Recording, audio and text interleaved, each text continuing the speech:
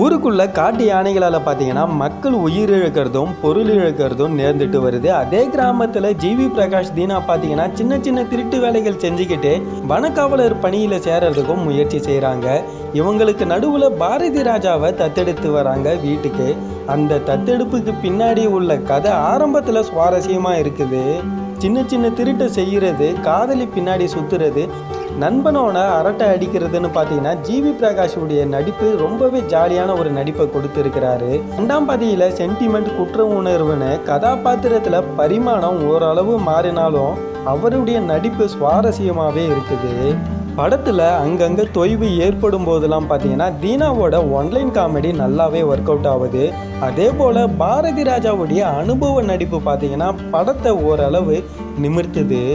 Ivana character ஆரம்பத்தில் சுவாரஸ்யமாக இருந்தாலும் போக போக ஒரு சாதாரண எல்லா படத்துலையும் வரக்கூடிய ஒரு கதாநாயகியாக மாறிடுறாங்க. அடிக்கட்டழகு கருவாச்சின்ற பாட்டு பார்த்தீங்கன்னா ரொம்பவே மனசை தொடும். அதே போல் பின்னணி இசையும் ரொம்பவே நல்லா பண்ணியிருக்காங்க. மொத்தத்தில் கல்வன் பார்த்தீங்கன்னா ஜிவி பிரகாஷுடைய நடிப்பை இன்னொரு பரிமாணத்துக்கு கொண்டு போயிருக்கு.